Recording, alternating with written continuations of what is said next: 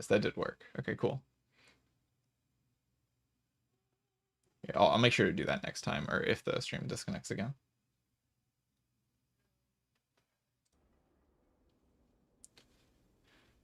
How did I get that much dex? Yeah, I used a speed potion with the Panacea Plus that was in the deck.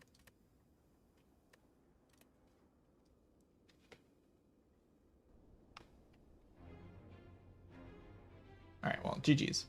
I will be back soon. I need to take a break. I'm gonna go try to figure out this internet issue. Hopefully it doesn't happen again. BRB.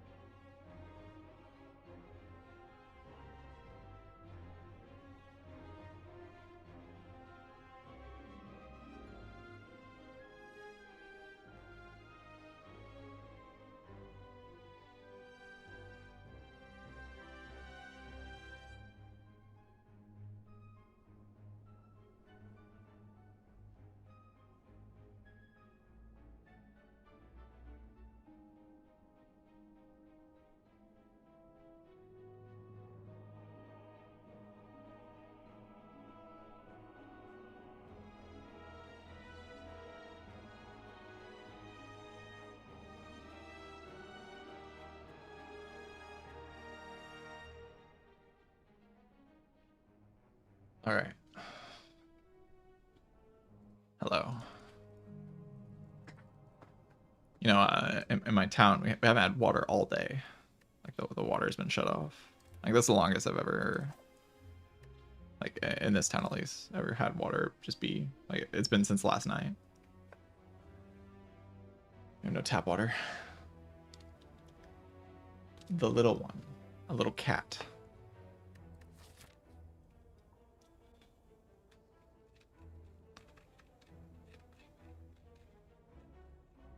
A little cat is here.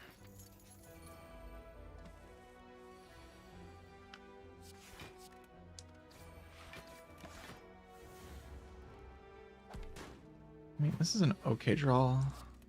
If that one doesn't attack, it's just good.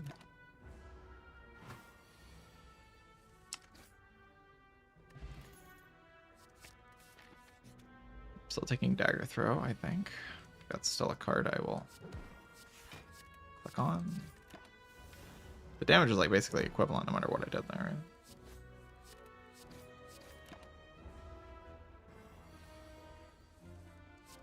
Like that was the best line.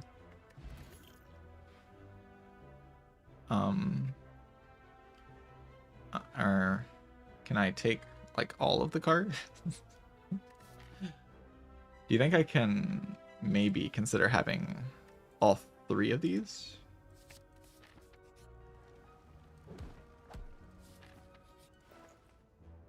Fuma. GG.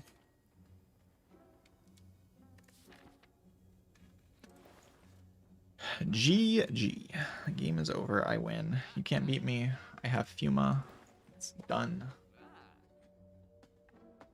Literally cannot lose anymore. The run is over.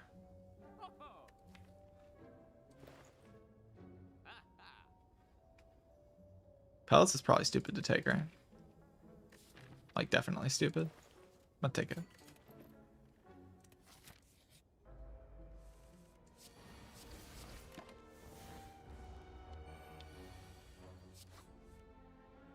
Because I feel like it. Oh, I could have had Feet Fuma plan. No. I could have had Feet Fuma plan. How could this happen? This number is about to get cleansed.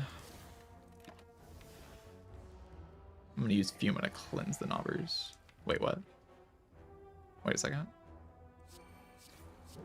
Abort. How could this happen? Oh, we'll kill it next turn, right? Yeah, easy.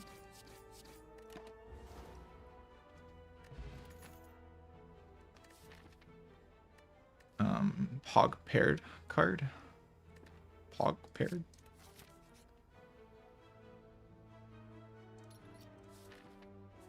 The best relic in the entire game, apparently. Pog paired suck.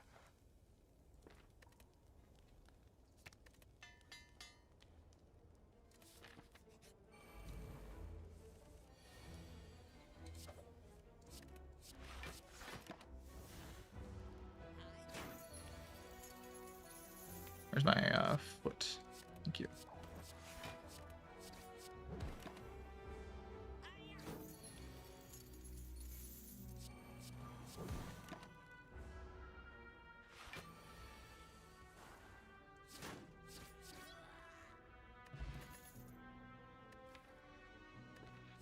We're definitely farming here, right? There's like no way.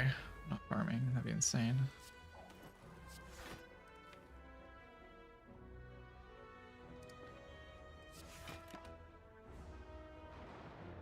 I kind of did nothing that turn though. It's like not actually that good. Nightmare Survivor.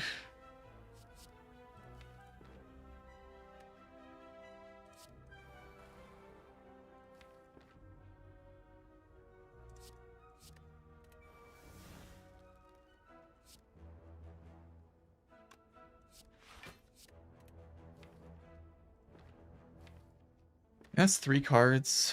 I don't get a lot for pocket watching next turn anyway.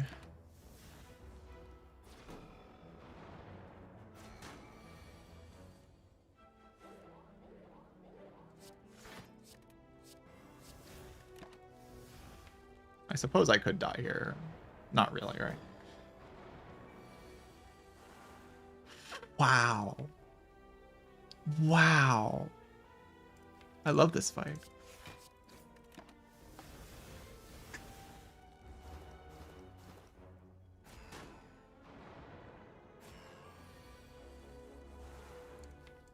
That's actually insane, by the way.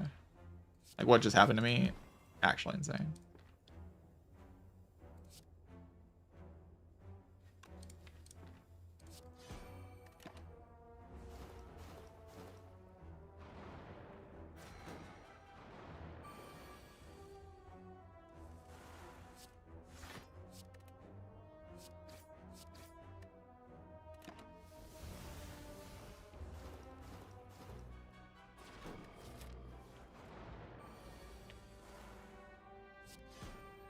I still don't have to rest into the guy.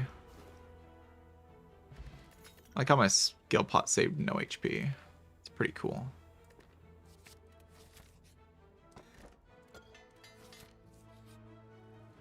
The die button? I could die if I want. Do I really have to rest in Hexaghost? And I could just do it so I can chill. I do somewhat enjoy being able to chill when my run is this strong.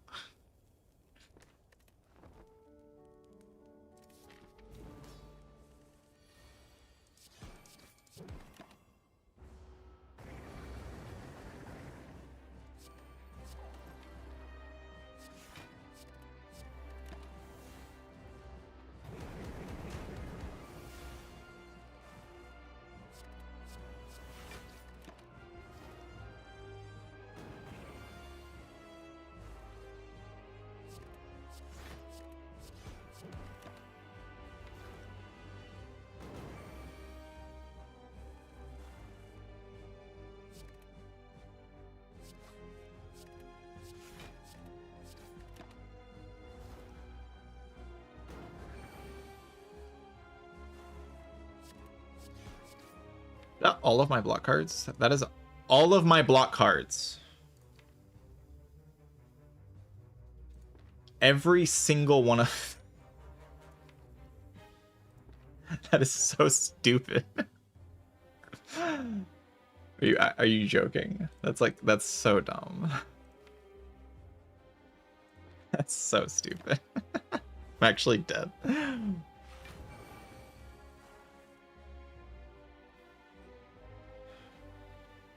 I'm not always dead.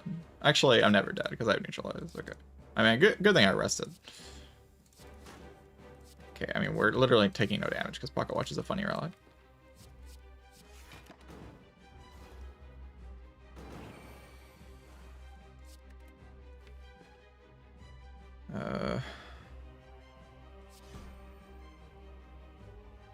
And that should suffice, right?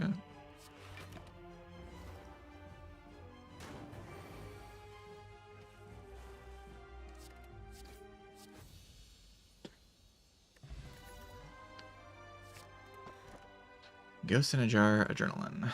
Very interesting options there. I mean, Kite's kind of fine with the tools. And I don't like have a strong desire for energy. Kind of like being able to rest if I need to, and giving enemy strength doesn't seem particularly good right now. I do have to play the Kite. That doesn't seem that difficult. Probably like play to go to Super Elite, but if I can't, that's okay.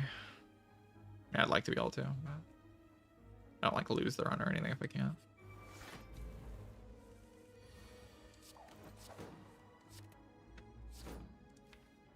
See what I mean by energy not really being pressured here.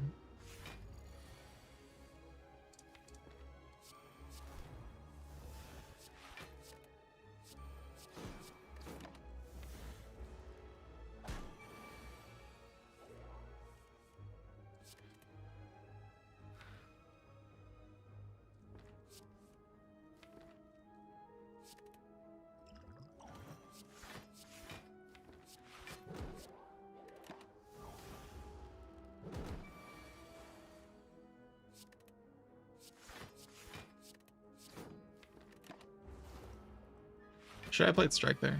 Maybe I should have. Pocket Watch is like pretty good though.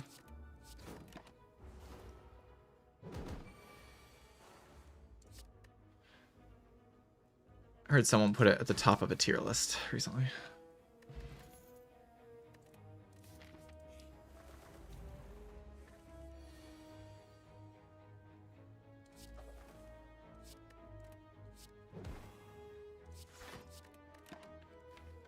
Jeez, that's a bad draw. I'm honestly really bad at this fight. I don't have like a whale to cheese them. All I have is Fuma, which isn't the best.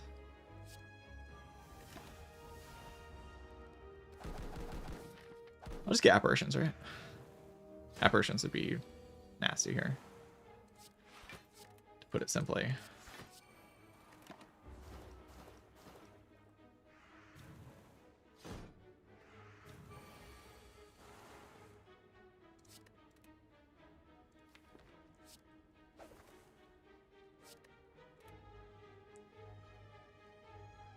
Best to go triple block neutralize?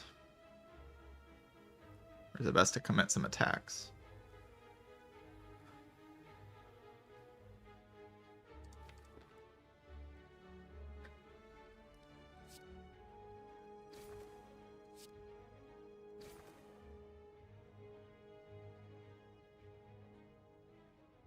It's like block 8 versus block 6, I guess.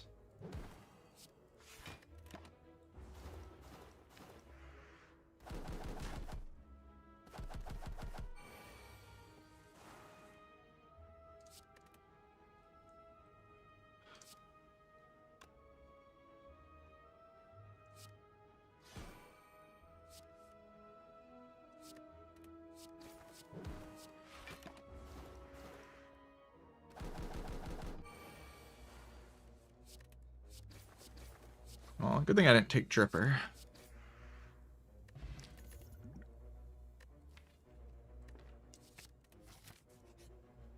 Not easy.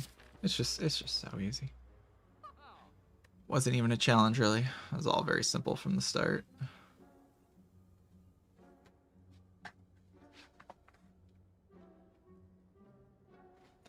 Just get the funny apparitions, chat. Just get the funny apps. Funny. Broken cards. Make another app. It's definitely very balanced.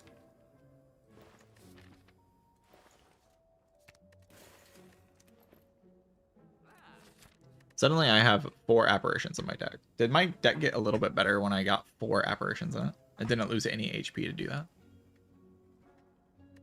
With a Poggy Watch. What do you think, chat? I'm dead, by the way.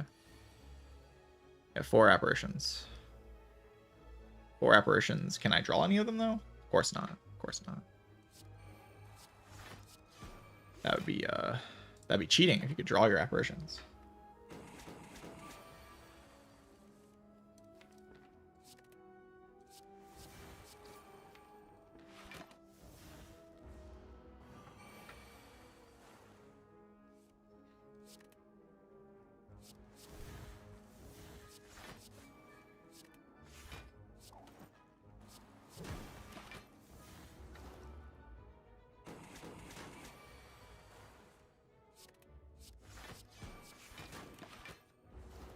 Am I in such a position to fight the, I mean, I usually can beat the fight. If I draw like I did in this fight, I'll die, though.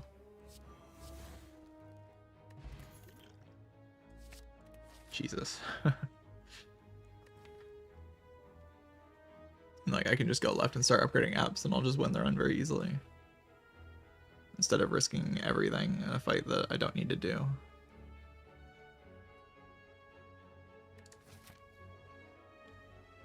It's definitely correct. You just go this way, you upgrade all, like, 3 of your apparitions, and then your deck is just kind of amazing. Like, your deck, like, I'm not even, like, in a bad spot at all after I do that. Taking the elites, I can just die on turn 1 in any of the fights. As soon as I draw an app, the fights are basically solved. I'm just gonna go. Nothing bad will happen.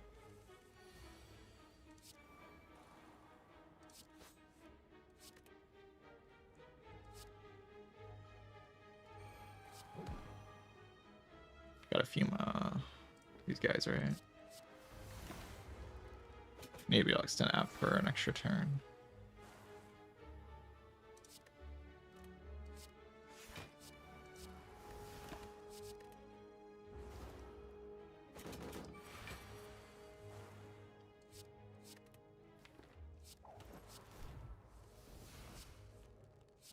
Freaking Terra, man.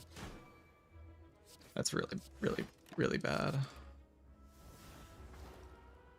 If I don't draw app next turn and I just draw like a means to block. Okay, I drew apparition. That's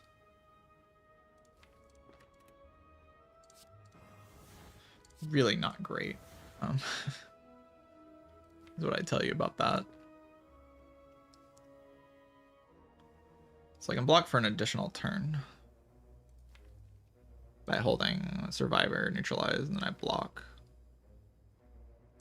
as much as possible, and then I kill the turn after with the fumes going for another turn.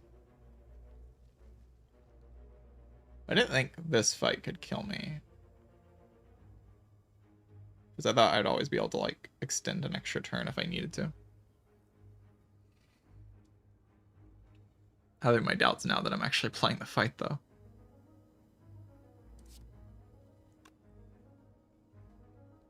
Can I ever... I kill in 2 turns, right? Like, it just has to be that way.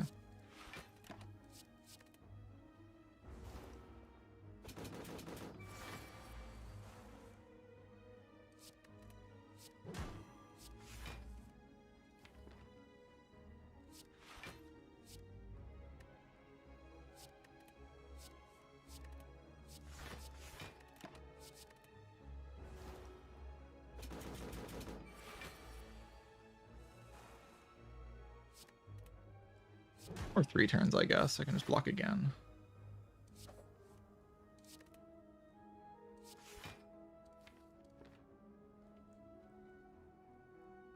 I do still have to potion, though, right? Okay, do I have to potion if I play strike? Because I'd like to keep this potion. Let's not be lazy.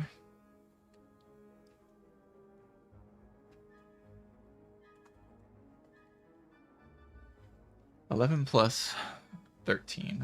It's 24 damage. It has 6 blocks, so I'll just go ahead and do -6. This will deal 31. Plus this damage, which is 10, 15. 64. That's 74 total. If I play the strike. And then 84 total if I play the other strike. So I am 1, count it, 1 damage off. So I guess what I try to do is next turn play Predator. And then play Prepared and try to draw exactly Predator. If I hit exactly Predator, then I can just kill with Predator, right?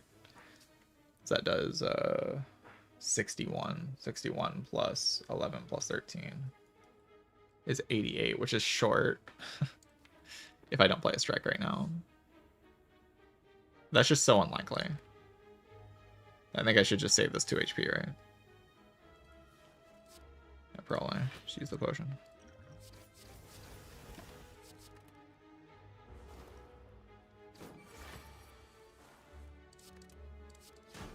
Let's see if I would have hit.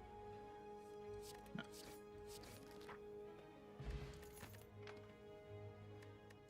Footwork plus, man. Why is it green? Why is it next to acrobatics plus?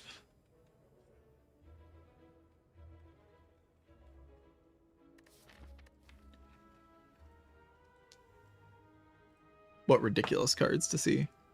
Acro just draws into Apparition, which is like really good. One of the main ways I die right now is just not hitting apps at the right timing. Footwork is just amazing though. Like footwork is just, you just play your apps and then you play your footwork, and then with the footwork you can actually block after the apps are gone. It kills Automaton. It does so much stuff. It's so good.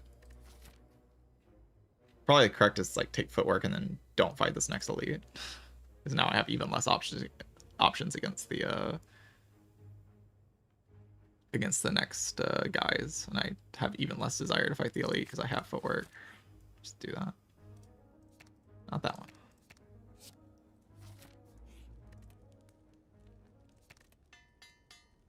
Start upgrading apps.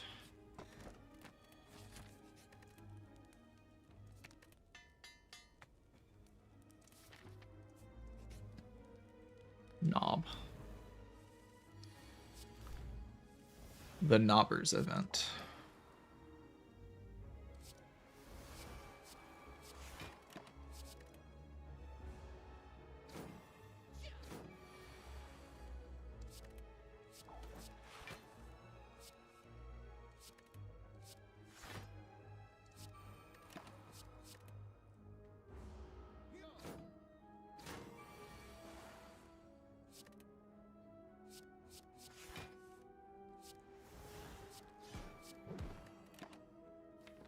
It's okay, I'll just cleanse this debuff next turn.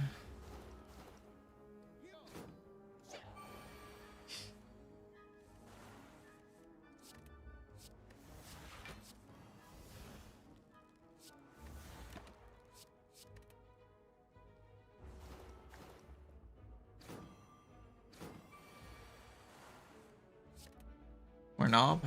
Knob is here.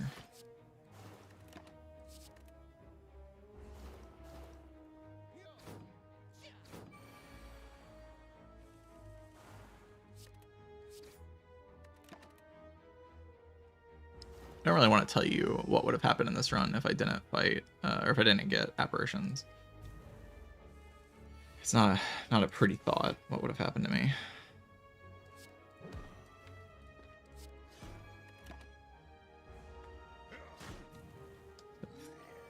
So I have 3 apps in the draw pile.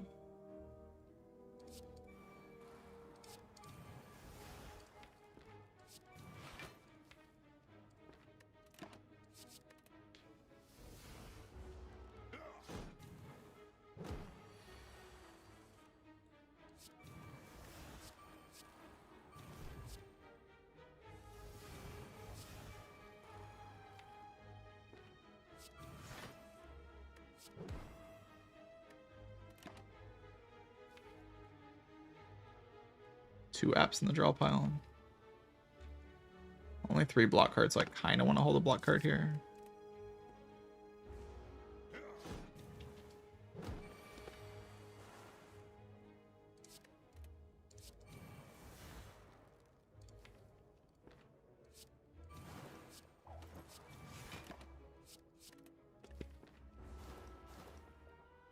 Oh my god, guys, I'm intangible. That's so exciting.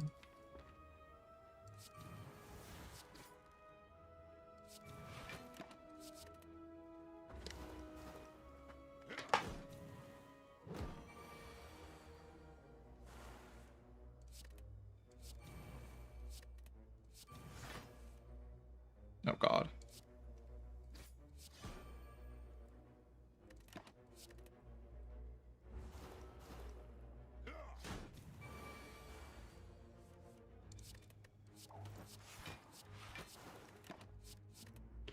Got a little unlucky in that redraw. Not that unlucky, but just a little bit.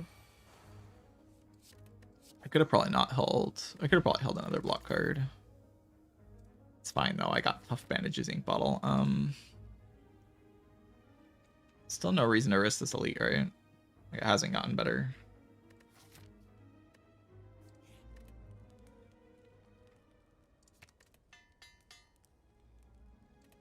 And my upgrades are pretty good here.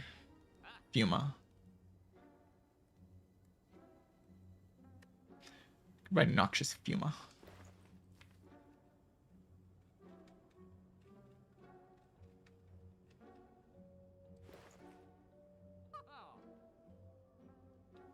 I don't want to be big. Kind of a waste of gold, though, to be completely honest. Big.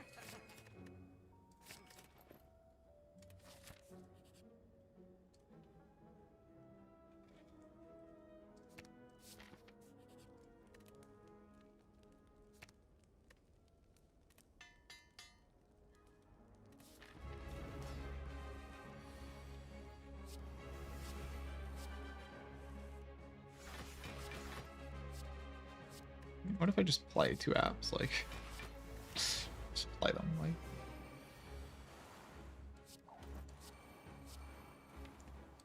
use that footwork to cleanse.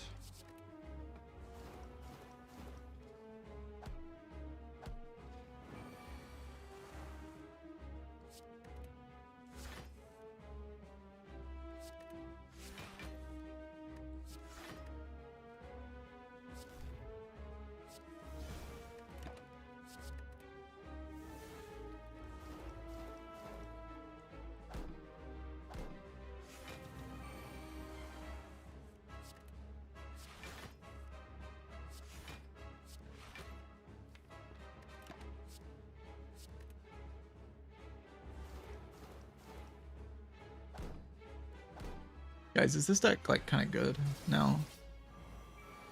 What do you think?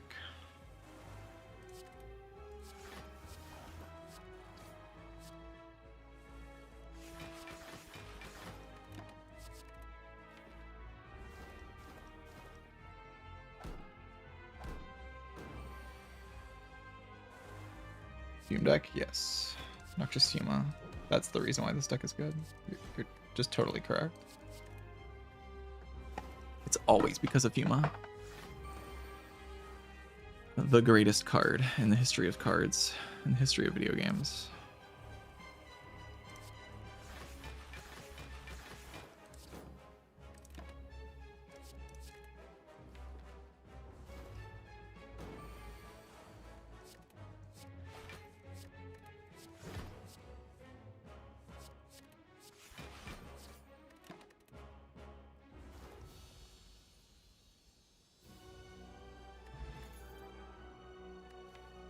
Let's go. More intangible. Hog.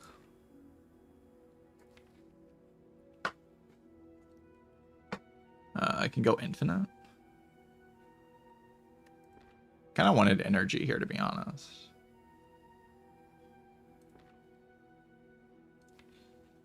I don't really care about my potions doing more, I don't think.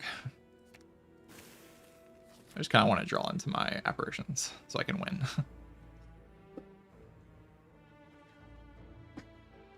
Like upgrade acro and adrenaline or whatever.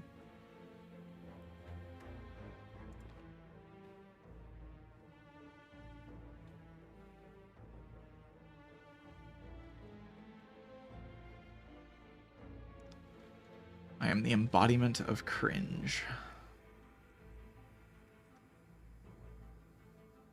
That's what I always tell myself before I play a Silent Act 3.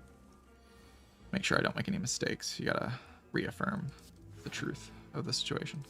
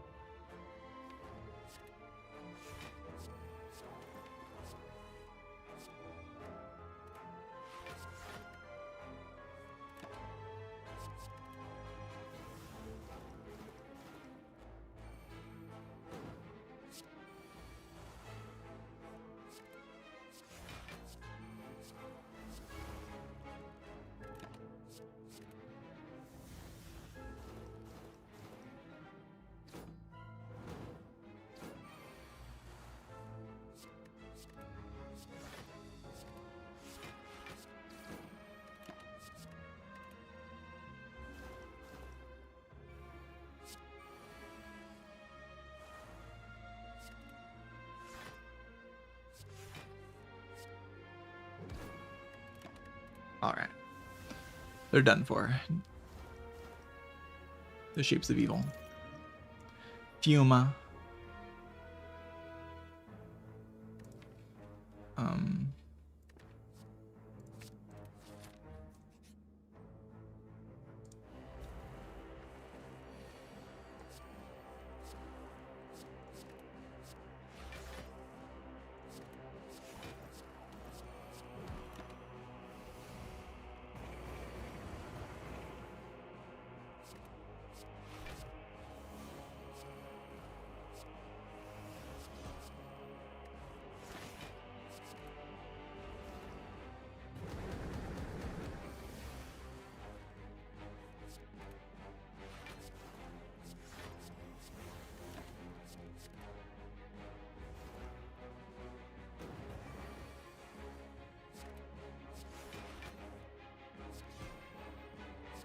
Pierces with a fish. Could have went 999 there, but you have to carry the normality of the whole act. Doesn't seem that great.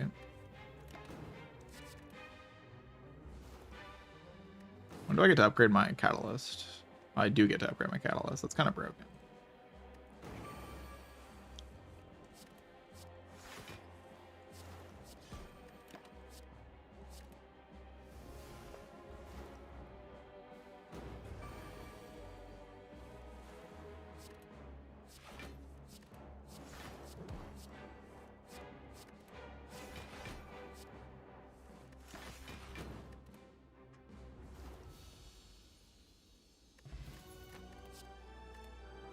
Captain's Wheel seems like a reasonably balanced thing for this deck to get.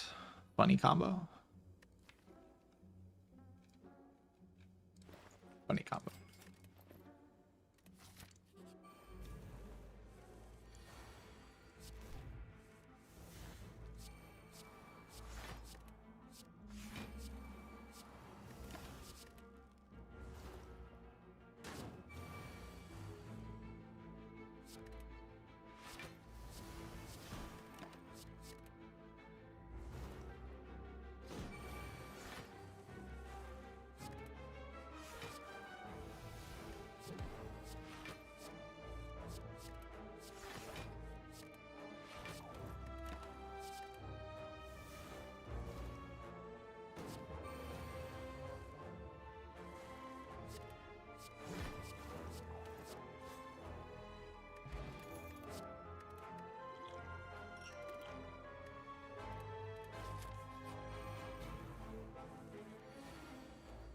I think I have a good strategy for this fight. Let's see if I'm right.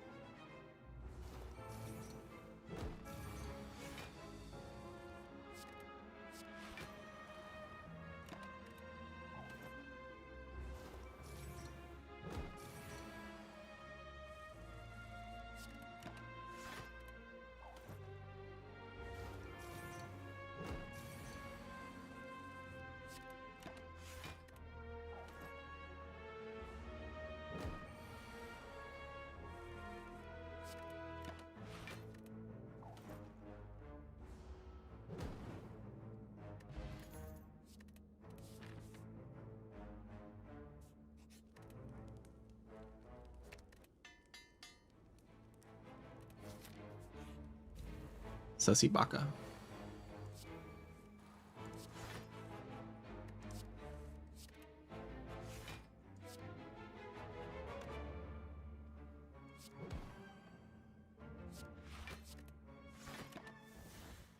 Could die next turn.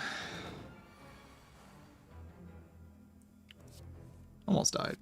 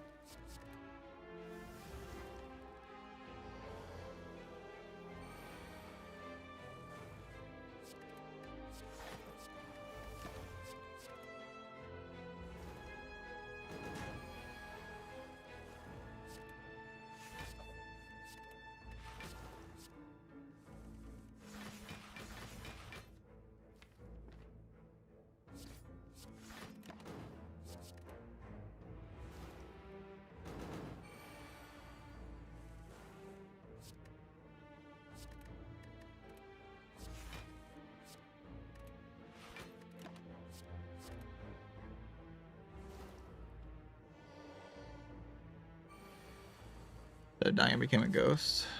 Kind of the whole idea that like that's the kind of, if you had to describe this run in like a phrase, that's what you would describe it. What if instead of just dying in Act 2, I got a bunch of intangible cards in my deck and then won easily? Okay, I had this card in high impact. Yeah. Unlucky. Turnip, no! I suppose it's a relic, not a card. Don't correct me.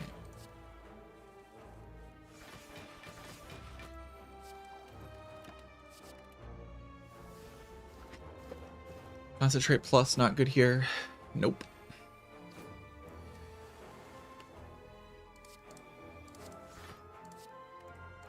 It makes bigger combo turns, but if this deck is comboing cards together, I probably am doing okay.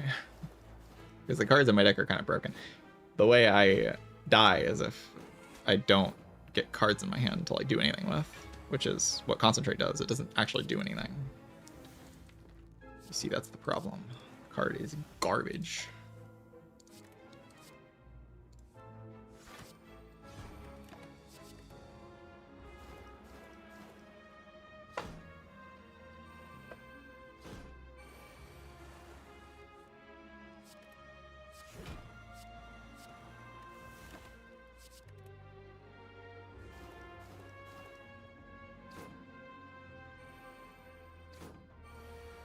And more Wraith form.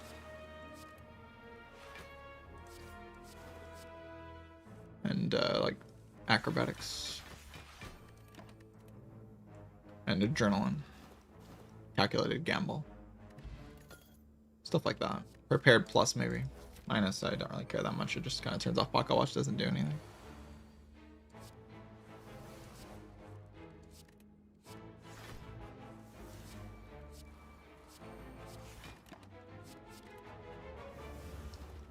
And what does draw and concentrate in that hand do when I'm being threatened with this much damage? It just makes my hand worse, right? That's what you gotta be thinking about, chat. What happens in the hands that suck?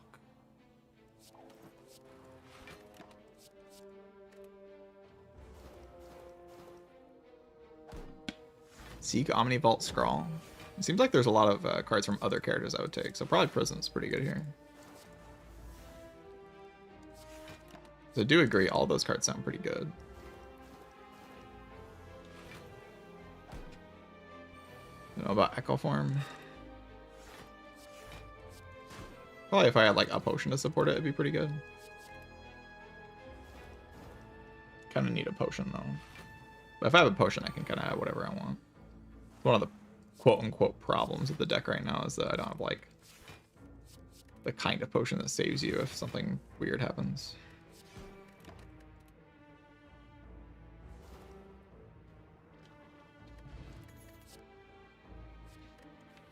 Reflex is kind of like draw, while also simultaneously not being like draw at all. It's kind of a weird card. Because I kind of need the good cards in my hand already, or I need the good cards in play already to make it do anything. If I'm drawing Acro, I'm already doing okay. Gamble on like something, I'm probably doing fine. Just want to draw my apparitions. Piercing Wells is fine card.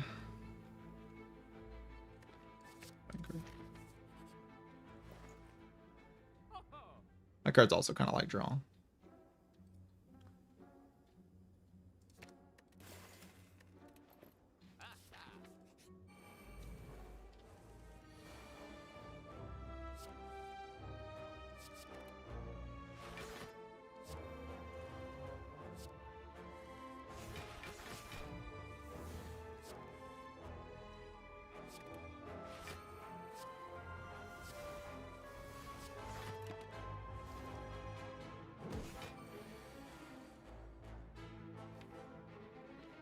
The best upgrade pot you've ever seen in your life.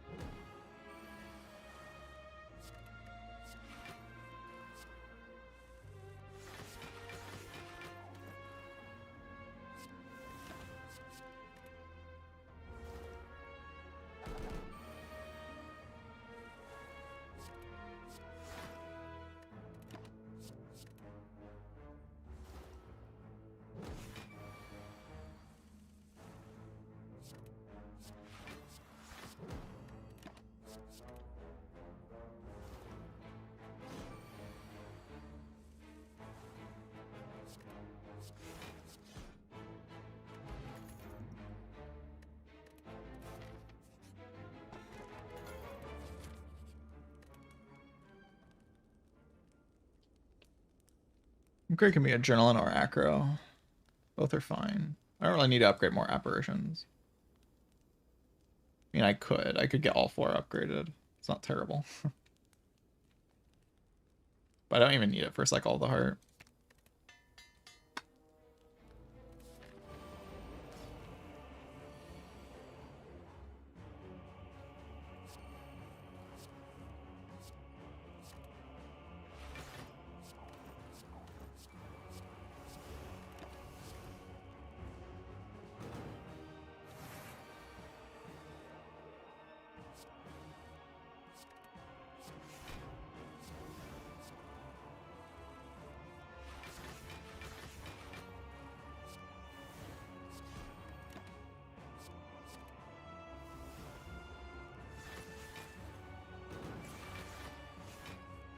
Puma. I am the cringe. I am Puma.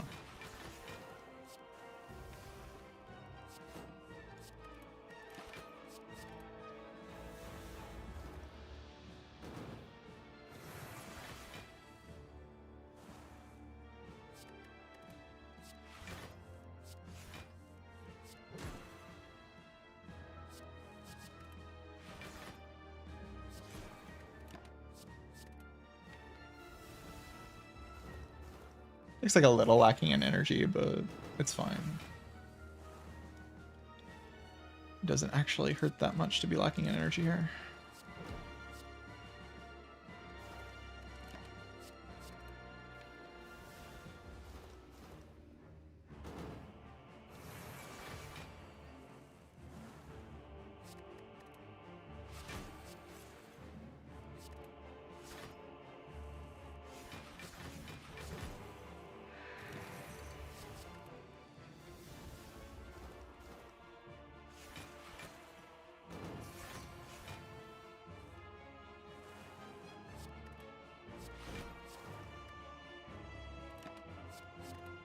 This deck is pretty stacked with good things.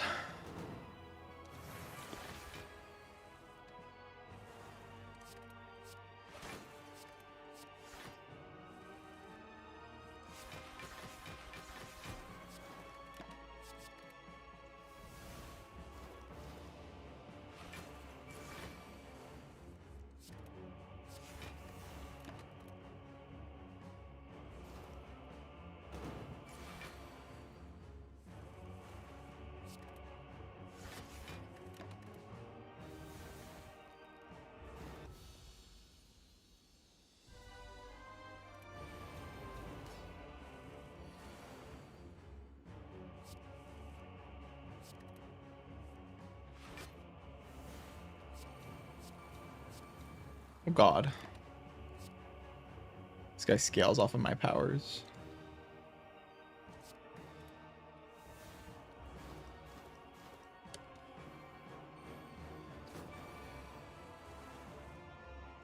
Whatever will I do?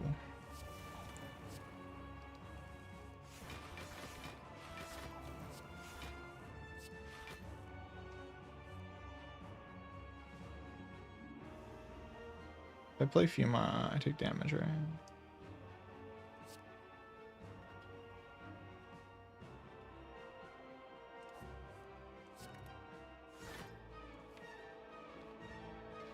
What's the math here? 32. Yeah, okay, I don't take damage right now.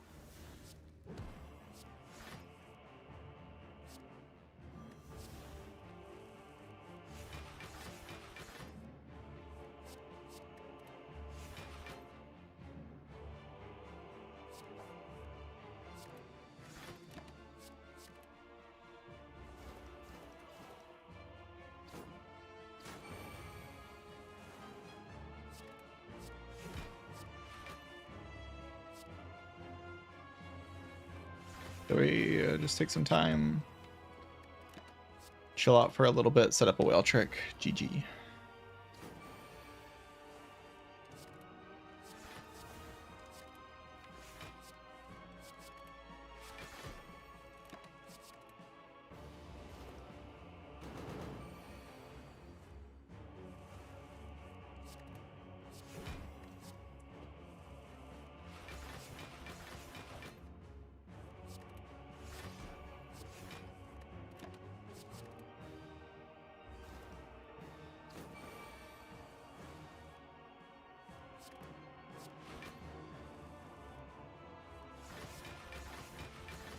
Set this up. All right. That's game. 1 second. Right back.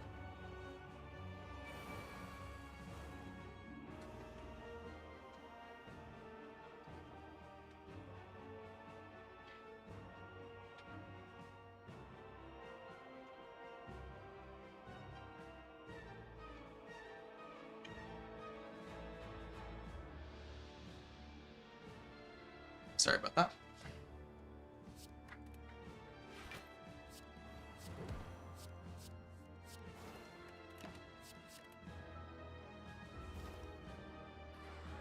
So the guy only has 8 strength now. 8 doesn't seem like a very scary number to me. Also, I play like the same 3 cards every turn.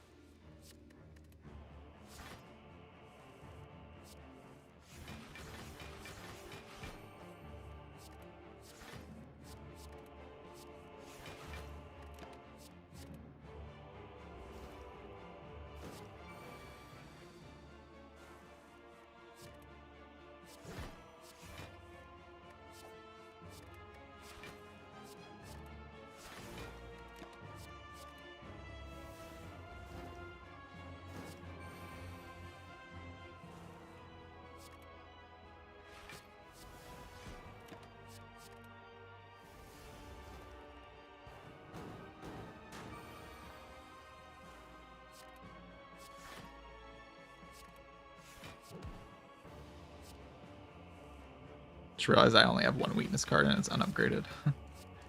Maybe that's my upgrade in Act 4. It's not an unreasonable thought.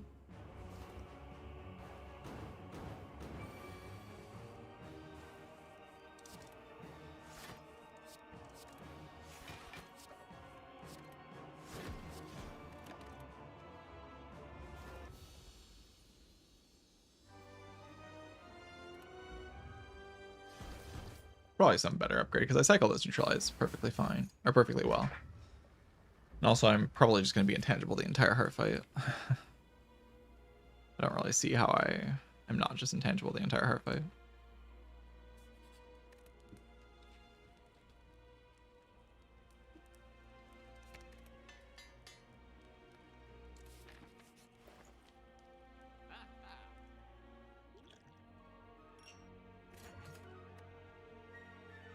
I mean, does escape plan really miss? Not really. It's still not particularly good though. It's okay.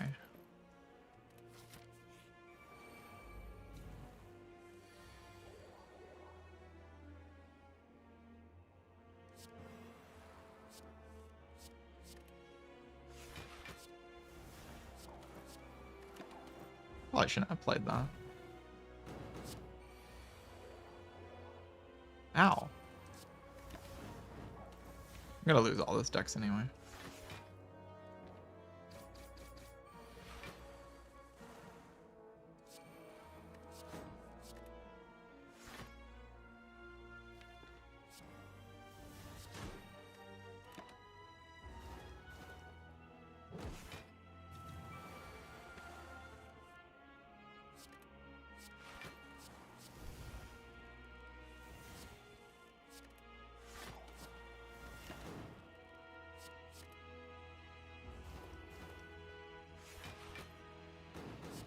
We just sit here and wait for Fuma to kill them.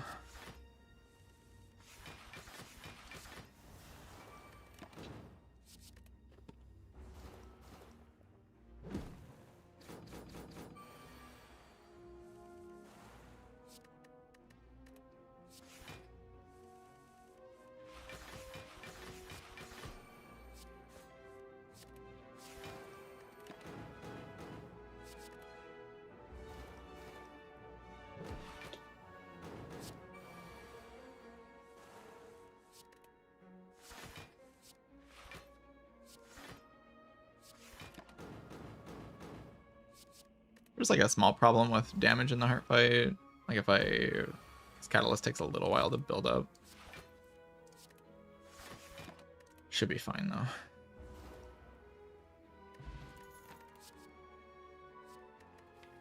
Tactician. Kind of shuffle that around a little bit. It's not that good. It's probably just okay.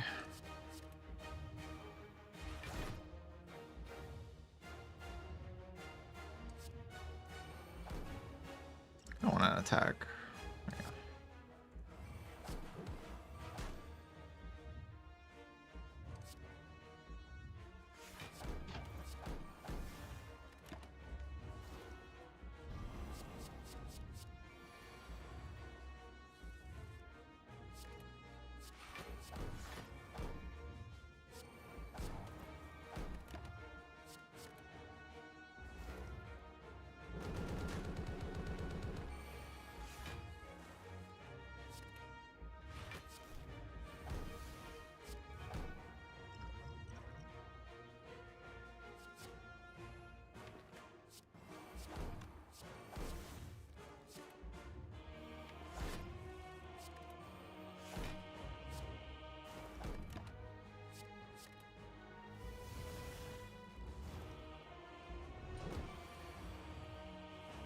I can get poison started aggressively here, or I can be patient.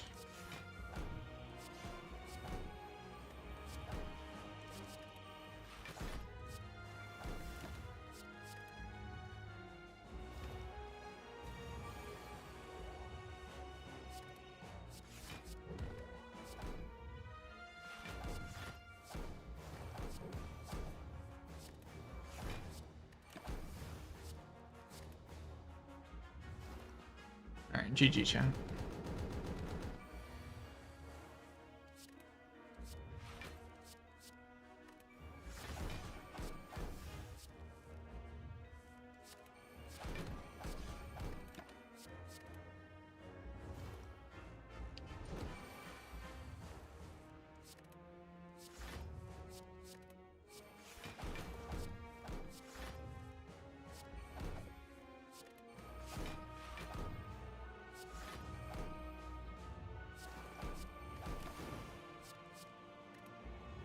It's gonna never not be intangible, of course. What was the plan?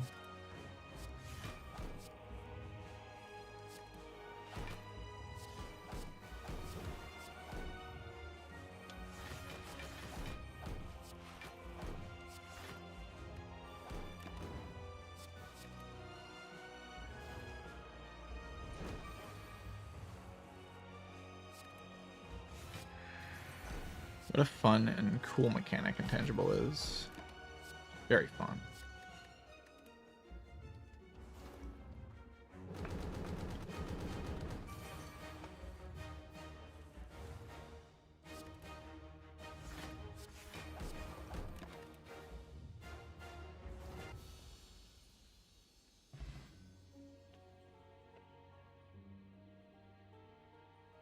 Alright, GG. Fuma does it again, as always. You click the Fuma, GG. Easy win, no way to lose. More Fuma. The best card in the entire game.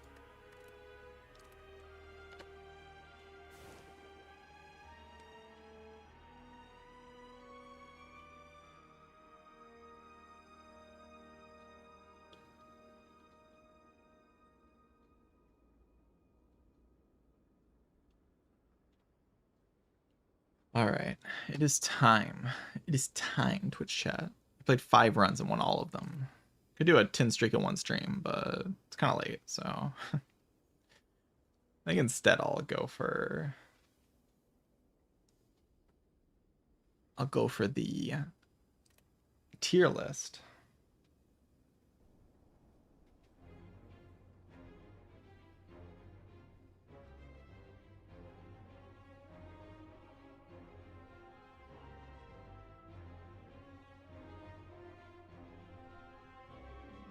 We'll do a boss relic tier list.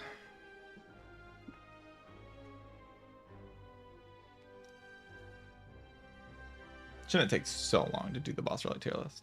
I haven't ever actually done one. I haven't done any tier lists, so these are my first and last Spire 1 tier list. Like on stream at least. But yeah, before I do it, I'm gonna go get some water and relax my voice for a second because I'm going to be yapping. BRB.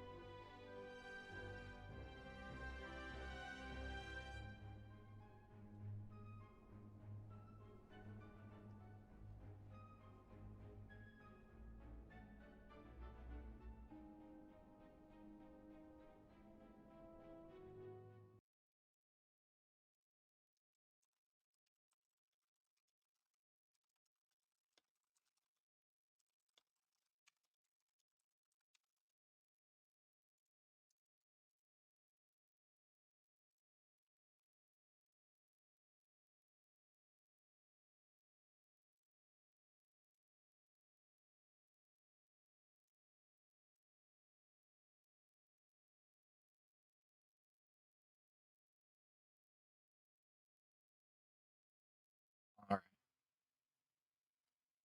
All right.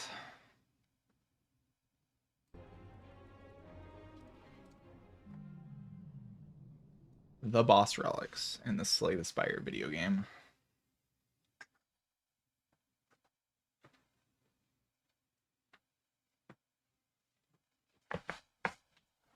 Boss relics. Boss relics. There's not that many of them, but these are really the most fundamental relics in the game. Like, regular relics are less important than these, even though there's more regular relics and you see more of those. Boss relics are run defining in a way that nothing else is in Slay the Spire. Save the best two for the end. I'll go in order that they're on the screen. The tier list maker has displayed them here. I'll just go in that order. Which means we get to start with the Astrolabe. And I'll name the tiers first, I guess. This will be the worst thing ever tier list. Tier of mid, good, great, ruins the game. Seems like a good tier.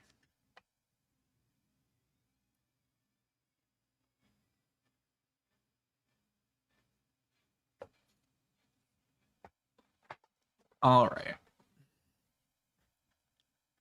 So, Astrolabe. This isn't going to be like a character specific, so it's just kind of like across all the characters. For Astrolabe, for me, hovers between good and mid. It's like in this zone of relics. If you account for swapping into Astrolabe, like on defect, if you do swap, Astrolabe's pretty decent. General, it's pretty okay after Act 1 on all of the characters, except for Clad. Clad is the outlier when it comes to Astrolabe. On Clad, this thing is probably close to here. On Silent, it's like probably here. On Defect, it's probably here. And on Watcher, you can debate about Watcher. Watcher, it could be any of these three, really. I'd probably put it in good, but you can debate if you want. I'll put it in good because it's good on Defect. And I think on average, it probably does belong at the bottom of this tier. So I'll put it in good. All right, Black Blood. Black Blood is the worst thing ever. It's true. I did take one today. I did take Black Blood today, but it is very bad. It is one of the worst boss relics in the game for sure. It doesn't provide nearly enough output to be good. It basically only plays when you have multiple offerings, and then like any of the 0 energy boss relics that like give you enough output would be good in that situation. Yeah, Black Blood always wins because you have multiple offerings in your deck when you click it. So very play pretend. Multiple offerings always wins. That's what actually always wins. The thing does pay for an offering though, which is pretty okay if you have the offerings, but you know. Might want to zoom in. Sure. How's that?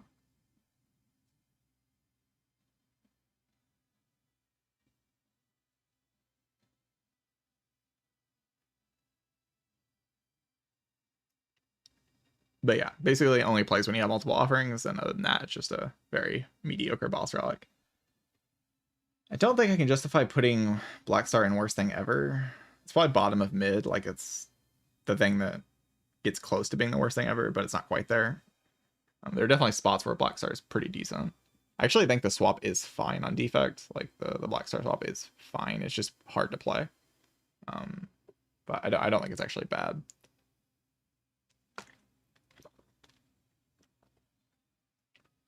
And like you do click this thing sometimes, it's just not quite as bad as the relics in the bottom tier, but it's close to the bottom of mid probably.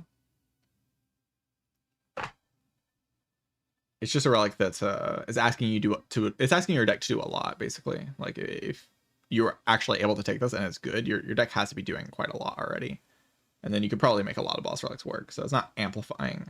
I mean, there are spots where it is amplifying your win conditions, but in a lot of spots it's not amplifying your win conditions. It does exist.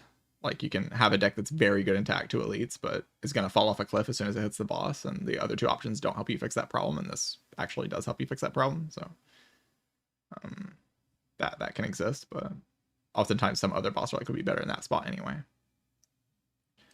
All right, of course, Crown is the worst boss relic in the game very easily. You might hear people say that Crown is like kind of free after Act 2 in a lot of spots. It doesn't actually matter. Most things are free after Act 2, and the spot where Crown is free after Act 2. If your deck is actually good enough to click Crown, then you're probably good enough to do anything. Like, as long as you're not clicking the like choker when your deck is infinite or something, you're probably going to be okay. So Crown after Act 1 is very close to unpickable on all of the characters. You have to have a very specific kind of situation to actually have Crown be even something you can think about after Act 1. And if you're in that kind of situation, you could probably skip boss relic and be okay. And after Act 2, it's not even good. It's pickable, and it's often a thing you can click after Act 2, but it is not actually a good relic. It's just pretending to be good because your deck is good. Like a lot of runs after Act 2 are just already winning. Like that's just the truth of the game. The game that we're playing, a lot of runs, like a very significant amount of runs, are just nearly 100% win chance entering Act 3 if you play properly. And yes, when that happens, Crown is gonna get clicked sometimes, but not because it's a good relic. Like the effect of Crown is just such a gigantic negative. Card rewards are so good, and they give you so much like versatility in how you can play a run and give you so many options, and limiting that to one is just so bad. Also, the swap on defect is easily the worst swap out of all of them. Significantly impacts your chance to win. So definitely the worst boss relic in the game. That's not something that needs discussion really. I yapped about it for too long. Right, so Bell's like an in-between relic. It's similar to like, it's like in between these in terms of like the 3 energy boss relics that aren't broken. It's like these three that like aren't broken. There are 3 energy boss relics. I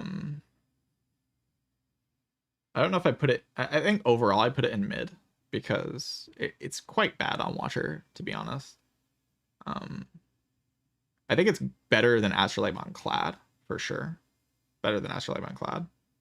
I think it's a lot of people click Astrolabe over Bell on Clad sometimes, and I'm like, what are you doing?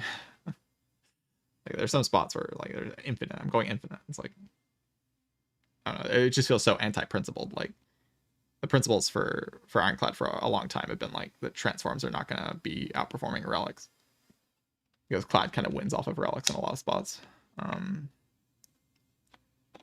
Sometimes principles are important. Yeah, I would say if this was a Clad tier list, that would be the best of the 3 energy boss relics. Probably it would be the Bell, but for the other characters, Watcher doesn't really click this. Silent can click it. It's not terrible, but it's like close to Labe, and you know, it's probably the top of mid. It's just okay. It just gives you that value immediately, so it's not asking as much of your deck as Black Star is asking of your deck. Black Star is asking a lot more, but it gives you more value overall in the run if you can pull it off. All right, Coffee Dripper. I'm gonna put in great. Not really anything surprising about that. Coffee Dripper has always been one of the best boss relics in the game. Very often it's free energy. All you have to have is a little bit of sustain, and it just immediately makes Coffee Dripper very easy to click. It just gets clicked all the time because of that. If this was like an Ironclad tier list, Coffee Dripper would probably be a bit lower. And in general, as I've gotten better at the game, resting has gotten more valuable. Like I do rest more often than I used to. Like and as I keep getting better, resting just becomes more and more attractive as an option. So Coffee Dripper does get worse because of that. Definitely worse than Fusion Hammer. It's not the best energy boss relic anymore, I don't think, but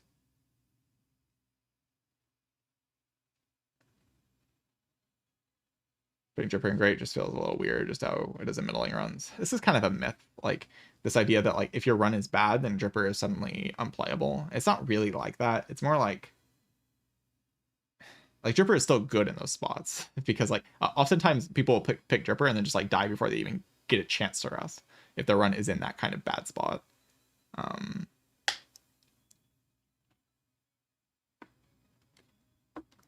Dripper is definitely still like one of the best energy boss relics and notably better than something like a Astrolabe.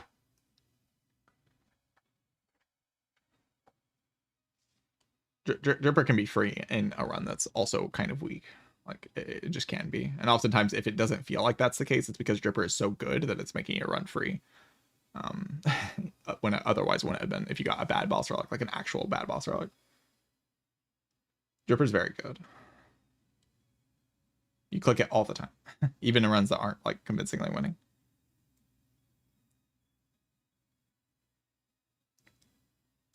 And except for on Ironclad. And Ironclad I might put it in good, but Kurski is definitely mid, right? Kurski's interesting. It's like it's obviously better than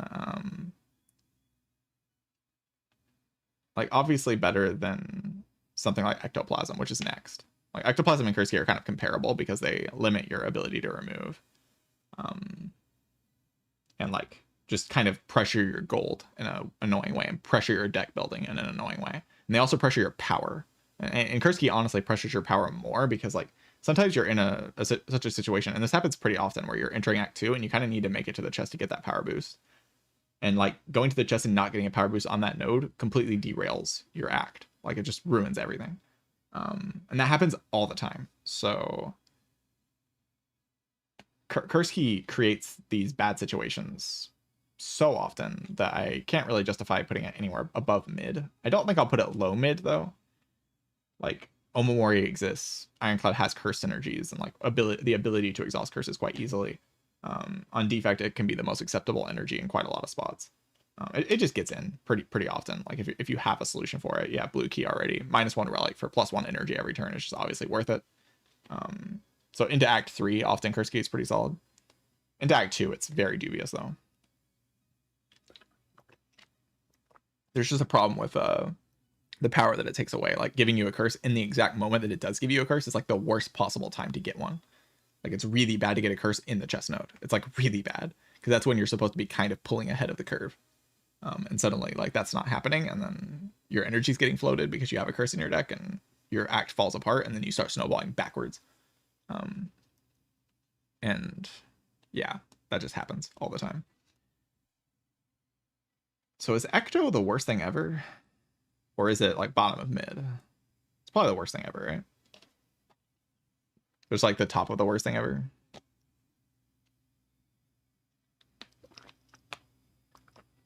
It's clickable. It's clickable. Well, these are kind of unclickable. So maybe bottom of mid.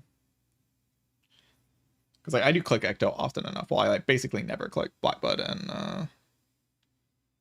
and Crown. Into Act 2 at least. And like into Act 2 is where I care mostly about boss relics. Like into Act 3 it like matters a little bit, but the tier list doesn't apply that much to into Act 3. Into Act 2 is very important. Like obviously into Act 3 Dripper is amazing. Like top tier. Very often Dripper is that good. Except for on Ironclad, but it'll probably be bottom of great in this. Yeah, Ecto is very limiting to your power level, basically. Like you have to be in kind of a specific spot. Like you are going to lose a lot of power to ectoplasm. And the question is just, of course, how much power, like what kind of power do you need to leverage right now? Like, do you need power front loaded into Act 2 to survive the early parts of Act 2? There are a lot of boss relics that do that, but Ecto is one of them. And if that's what you need and the other boss relics don't provide that, then you have to take ectoplasm, because otherwise you might die very quickly. But the long-term value of ectoplasm, it's one of the things that takes the most away from you, because gold is very good and shops are very good, especially if you play correctly. The better you are at the game, the more you can do with your gold, and losing all of your gold becomes worse. So either at the top of this or bottom of this. It's like the gatekeeper, really, of the worst things ever. These are kind of never picked, so never picked at least when it actually matters. So I probably wouldn't put it with those, but it's close. It's definitely close to being that bad. All right. Empty Cage. Probably like with Labe, right? Yeah, probably with Labe.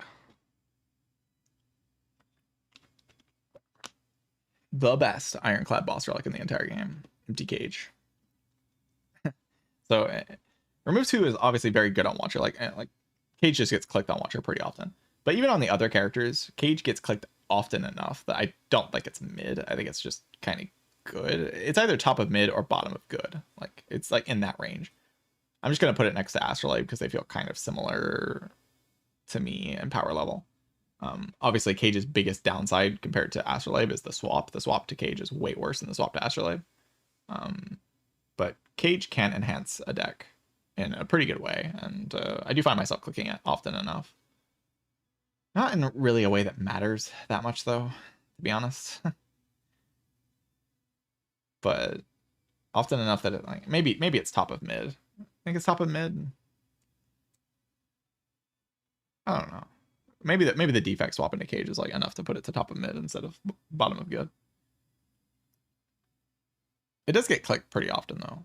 Like if I try to build decks where it's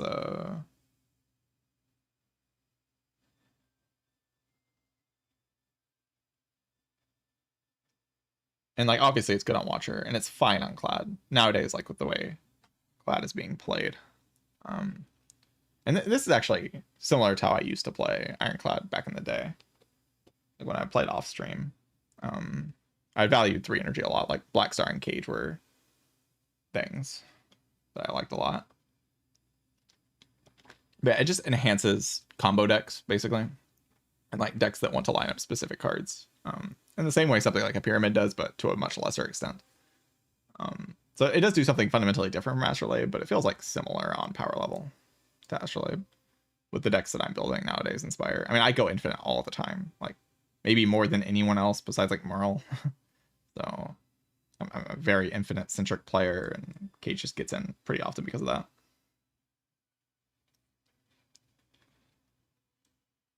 This thing, I don't even know what that is. I'm gonna put that down here.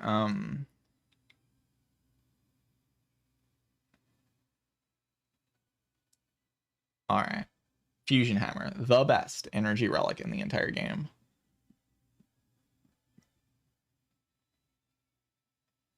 Yeah, if you don't actually have the combo in your deck, Cage isn't enhancing anything. Cage enhances the decks that have like a combo they want to line up. It like makes that combo happen more often, or it can like streamline a cycle. Like you draw 5 cards per turn, and you need those 5 cards to be as good as possible. Which happens pretty often. So, like Cage gets picked into Act 3 pretty often. So, Fusion Hammer, the best energy relic in the entire game. Very good. Very, very, very, very, very good energy relic on all the characters. Even silent. Don't listen to the propaganda. Relic's just kind of good. There's like so many ways you can, especially into Act 3, there's so many ways to make Fusion Hammer extremely small downside. Like something like Apotheosis obviously exists, eggs exist, and other campfire value exists like Giria, Toke Machine, Dig. Like these types of things just exist in the game, which makes Fusion Hammer very solid. Upgrades are good though, so you do have to be careful when you're clicking this, and there's like a specific type of evaluation you should be doing when you're taking Fusion Hammer, and sometimes it can be the worst option, or worst energy option, but very often it's just basically free. Just like extremely often it's basically free. So I mean everyone knows it. It's the best energy relic, except for this one, of course, which is the actual best energy relic in the game. But Watcher's not a real character, so this one, it might be kind of hard to explain to people who don't understand like how insane this relic is. This relic is maybe the top of great. Like it's actually pretty close to being Ruins the game. How good this relic is. It's nonsense how strong the 2 miracles are. It's just basically free energy, like utterly no downside energy relic. Like that's actually what this relic does. It's even better than that in a lot of situations because you just front load it into your scroll, and that's enough to win you the fight. The way Watcher functions when you're playing the character, the way I play the character at least, this energy just wins you every fight. Like it's enough energy just to, and you can use it at the exact right moment. I already think Watcher Starter Relic is insanely good, and this relic is just even more ridiculous than the Watcher Starter Relic. Just like it's so good. It's actually so good. Definitely the top of great, I think, for me. Like basically every time I click it, it's always amazing. The Kite.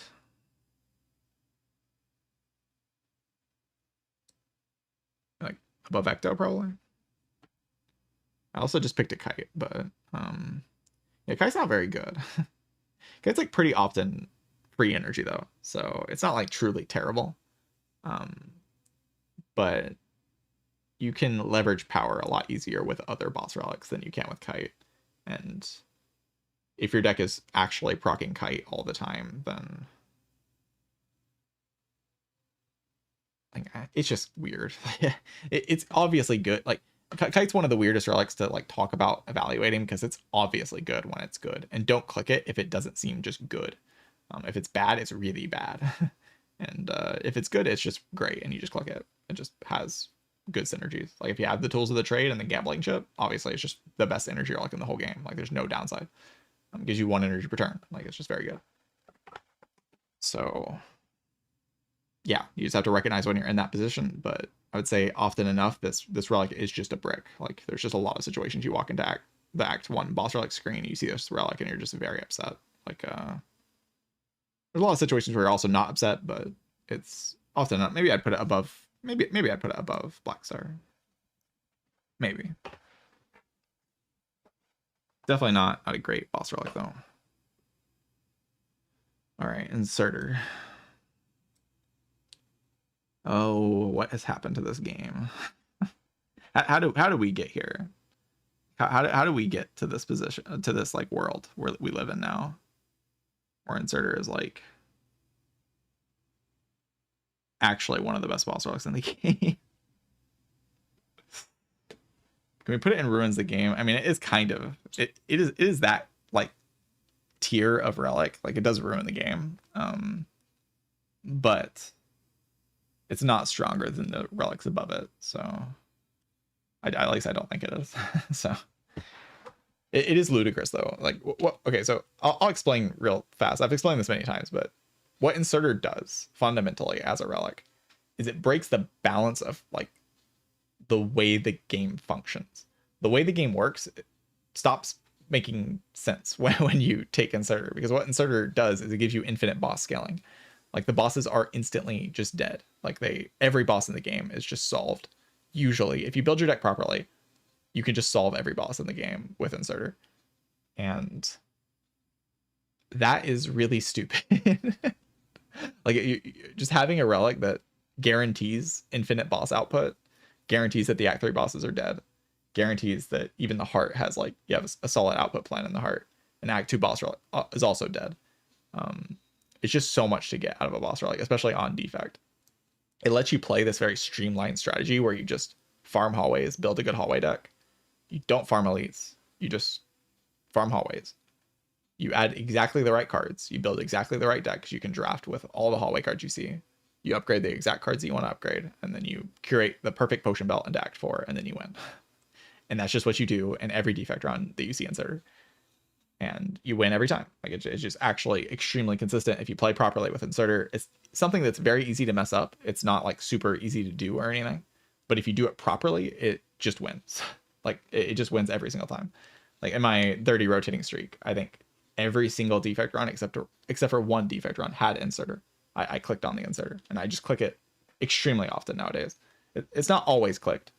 There are situations where Inserter is bad and certainly worse than something else that you might see, like energy or whatever, but it is clicked extremely often. It enables a lot of cringe stalling if you have like something like a self-repair and you have a way to create Echo Form. Then Inserter basically instantly enables the ability to dupe that in every fight because you get perfect control. If you have something like an Instance Burner, Inserter guarantees you can set up that Instance Burner in every single fight. It just gives you that level of control over your deck and over the fights because it gives you infinite scaling, which lets you do whatever you want with your setup relics, lets you do whatever you want with any kind of stall. It's just a very potent relic if you play well. If you aren't playing properly, it drops down drastically. Like, this relic rewards good play in a way that's pretty cringe. But if you use your value exactly correctly and build the proper deck with it, it just wins. It just does win.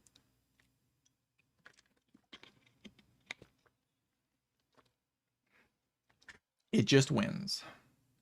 I actually have no idea where to put Mark of Pain. I do not know.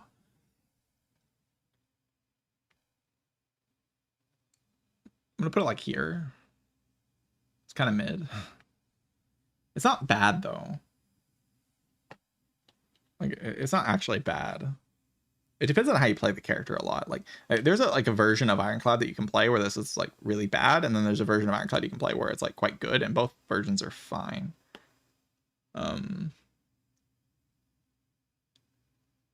Like, both versions of that are fine. Like, usually by the time you reach Act 3 or 4 with the deck that takes the Mark of Pain, the Mark of Pain doesn't really feel like it has a downside. But I find pretty often with the decks that I build on Ironclad that Mark of Pain is just pretty bad and very hard to click on. So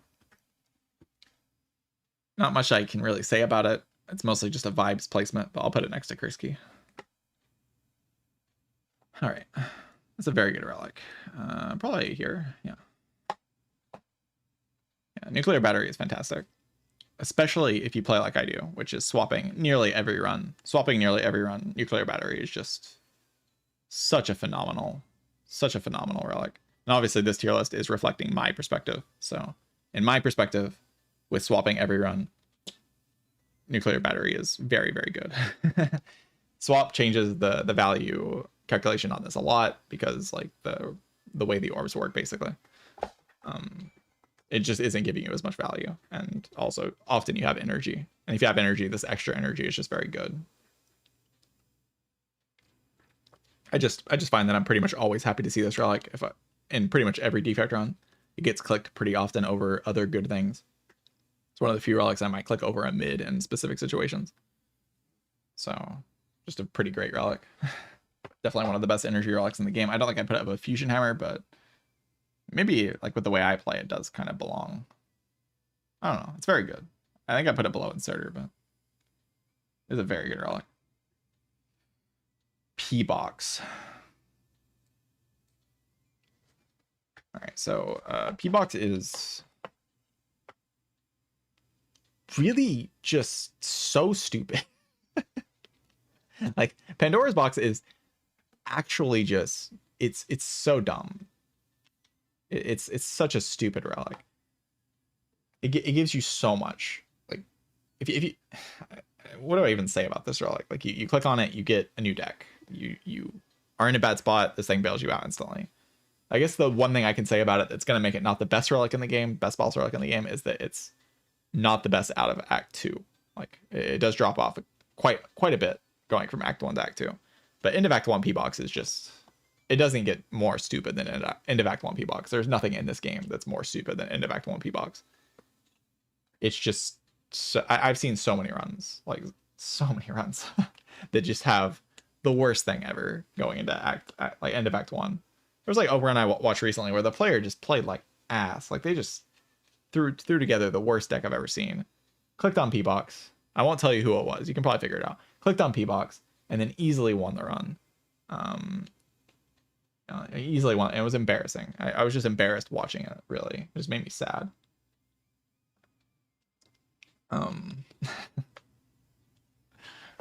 Just garbage deck building and you win anyway. You just get a new deck. It's like it's just terrible. I think it ruins the game. I think P-Box's existence makes the game worse, in my opinion. Just stupid. All right. Anyway, Philostone. So Philostone's one of the hardest ones to actually place in this tier list. So I'm just gonna put it in good. And you might be like, why is this in good? It's so bad. It's so bad on Defect, Ironclad, and Watcher. Like it's so bad on all three of those characters. And it is, truly. It is so bad on all three of those characters. It's genuinely like close to worst thing ever. It's terrible. But on Watcher, it's here. On Defect, it's like here. And on Silent, or on Ironclad, it's like somewhere here. And on Silent, it's like here. Like what? Like on Silent, it's like up here. So Silent's pulling this thing up quite a lot. If I'm trying to take like an average of all the characters, this is very much like you have to keep in mind that Silent exists when I'm ranking this. And on Silent, this thing is just one of the best. It's better than, honestly, at this point, I think it's better than Coffee Dripper and Fusion Hammer. I think it's just the best energy relic on Silent. So that's very interesting. how we got here with Philostone being the best energy relic on Silent, but I think it's true. So just based on that alone. On the other characters, the one strength is just such a major problem. Like Watcher is kind of teetering the edge a lot of the time with how much she's getting away with in Act 4.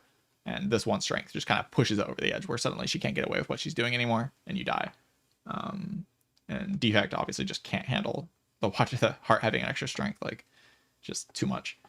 And on Ironclad, it's like just weirdly kind of bad. Like obviously if you have disarms, it's like fine, but you have to draw the disarms, and if you don't, then Ironclad's also kind of like Watcher, where you're teetering the edge of what you can get away with in Act 4. Like a lot of the time, you're playing this very delicate balance with good decks on Ironclad and Watcher, where you're just barely getting away with what you're doing in Act 4. And if like extra 15 damage at first cycle is actually just enough to kill you, which is like how it is. So yeah, probably put it here, just because Silent is one of the best relics in the game.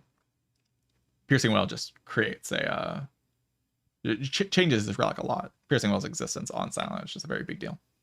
If every character had Dark Shackles in their card pool, then this relic would just be one of the best boss relics in the game, because it would fix a lot of the problems with it.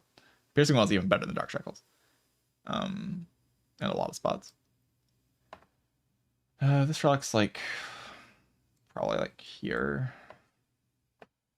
Very rarely decent, and even when it's decent, it's just decent. Like it's never good. It's just fine. It's just the inoffensive like buff to your strength. But with boss relics, you're kind of looking for a major buff to your strength, not an inoffensive buff to your strength. So, and sometimes it's not even positive. That's not really relevant though. Kind of thought I put this in worst thing ever. It's close to being in worst thing ever, but It's better than the relics that are in Worst Thing Ever, I think. Like, notably better. It actually gets clicked in actual runs that do matter, and it should be clicked in some situations. It does fix draw consistency, which is one of the easiest ways to lose on silent. It kind of helps fix draw consistency. So it is one of the worst boss rush in the game, though, for sure. Cube. Is Cube like bottom of good or top of mid? Put it top of mid. Cube is like a interesting relic because it's like pretty good in End of Act 2, like in a lot of decks. But End of Act 1, it's like really hard to actually click Cube, and I care about End of Act 1 more than I care about End of Act 2. Because in Act 2, like how I play Clad nowadays, Act 2 is probably the most dangerous part of the run. Like very easily the most dangerous part of the run. So Act 2 and Act 1 are the most dangerous parts of the run. So Cube gets pretty... it's not very good. Because Act 2, the relic is just not very good, basically. If you have Bloodlettings, of course, the relic is just good, but it's kind of hard to have Bloodlettings in your deck End of Act 1, and the effect it gives you in Act 2 is just not actually that strong. Of course, it can be strong, but it's just not, sadly. It's one of the coolest boss relics in the game, for sure. Maybe the coolest boss relic in the game, but definitely pretty limited value in End of Act 2, and then, or End of Act 1, and then End of Act 2, oftentimes you just have a better idea of what your deck is doing, and you've already fixed draw. And if you've already fixed draw, then you don't need to take Cube. You just take something else. I don't think I put it lower than this, though. Because the relic is insanely good in the heart fight. It's just the heart fight's at the very end of the run, so. Runic garbage. Basically, it's just Curse Key, but worse. Basically, it's just Curse Key, but worse. Because you get a curse anyway from the Writhing Mass in Act 3. So you just already get your curse that you would get from Curse Key. But you also are blind. God, this relic is so bad. Should it be lower than this? Like below Bell, maybe? Dome is truly awful. Like, compared to the actual strong things in the game, Dome is really, really bad. It's something that is always funny to me when I'm playing the game and I see someone in my chat say, well, you're really good at the game, so you should take Dome, right? Like, Dome is good for you because you know what the enemies are going to do. And it's like, no, actually, not knowing what the enemy's doing just makes it so much harder to make plans in the fight. And when your deck is weak, like, you need to be outputting a specific amount on specific turns, and you don't know which turn that is. So you have to output like a bunch on every turn, which is very hard to do. So it is very bad. It is very bad relic. And it also gives you a curse in Act 3. That's pretty bad. Definitely worse than Kite. I don't think it's worse than Kite. Close, though. A mid. A mid. A mid. A mid. The Runic Pyramid.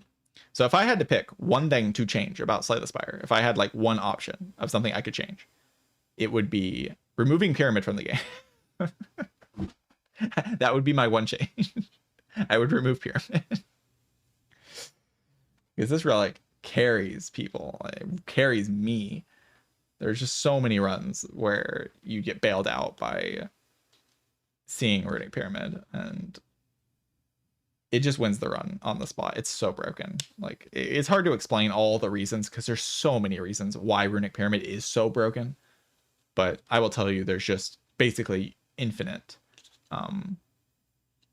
relics, or infinite reasons why Pyramid is so broken. There are so many things that it lets you do, so many combos that let you line up, so many. It's so good. It's such a ridiculous relic.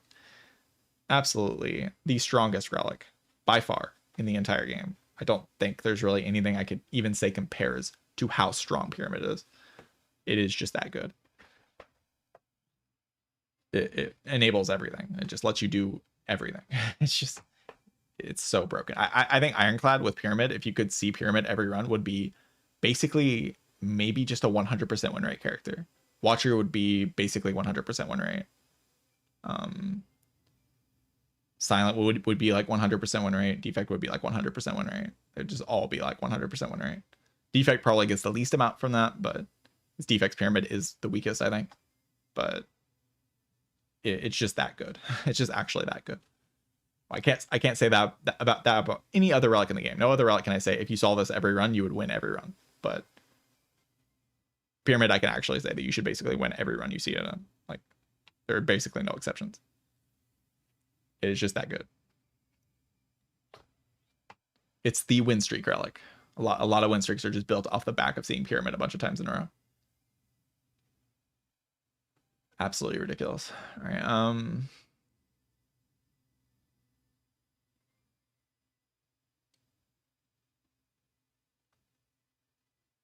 Bark. What am I gonna do with Bark?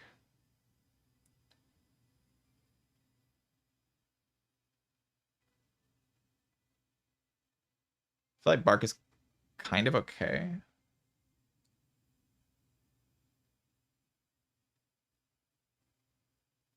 Is Bark good or like top of mid? I don't know. Like, it's like so character dependent in such a weird way. I like playing with Bark.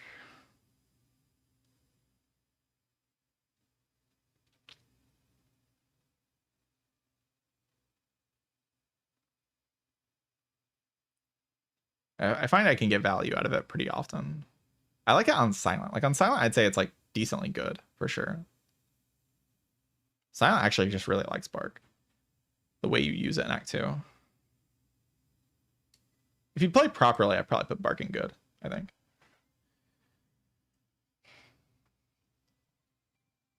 I put Bark in good. It's pretty good, actually. But definitely not something you want to click all the time.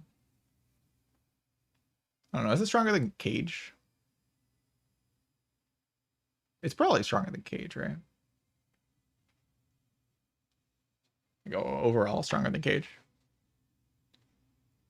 Definitely one of the better 3 energy relics. It's just like it amplifies your mistakes, because like if you lose a potion in a bad spot, it's even worse. Like if you lose a potion in a spot where you shouldn't have lost a potion, or you use a potion in a spot where you shouldn't have used a potion, like it's so much worse, because that's your boss relic.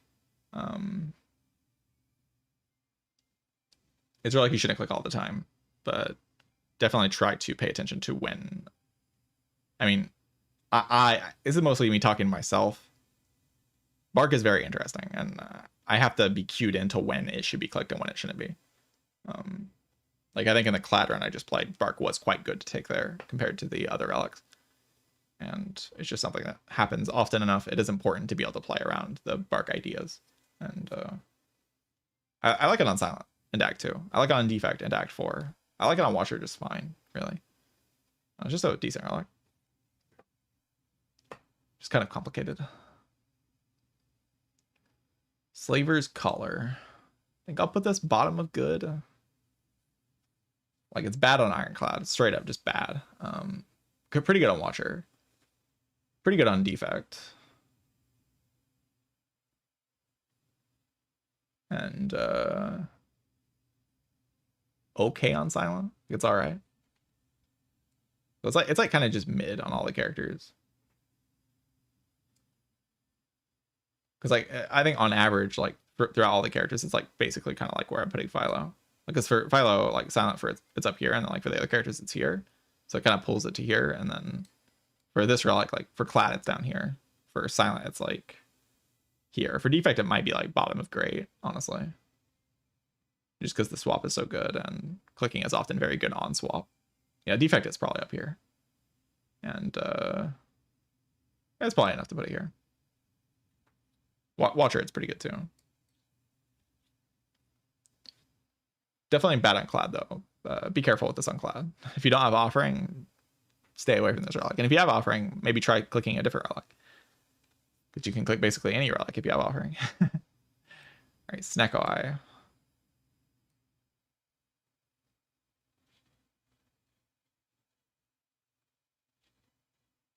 Put it on bottom of great, I think. It's just bad on Silent Watcher though. Like Snecko is just bad on Silent Watcher. Yeah, it's probably just top of good.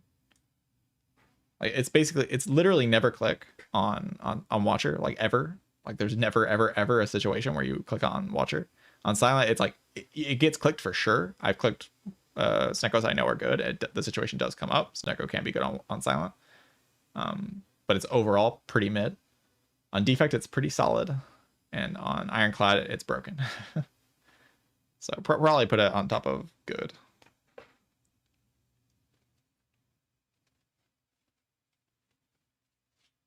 Yeah, it can be good on Silent for sure. It's not something you totally write off on Silent. It is something you totally write off on Watcher, but on Silent, I wouldn't totally write it off. Probably put it here. Good on Defect as well, yeah. The Watcher is definitely pushing it down to here. If you don't take into account Watcher, I put it in great. That's Neko on Cladaval nowadays. It's still broken. But like there are spots where you'll take like some 3 energy then because you already have your offerings. But like if you already have your offerings, it's basically the offering thing, right? Like if you have the offerings, then you can click something else. But if you don't have offerings, you're still just clicking Snecko. Like it's just basically about offering. If you have or don't have offering. If you have offering, you can do some other boss roll. Like if you don't have offering, just click the Snecko Eye. It's still insane. Definitely like up here maybe as Clad. Like it's really, really good. But yeah, offering changes its value, and offering is a very powerful card that you want to add as many copies of as your health allows you to. All right, Sozu. Got some stinkers left for sure. There's still some stuff to talk about remaining.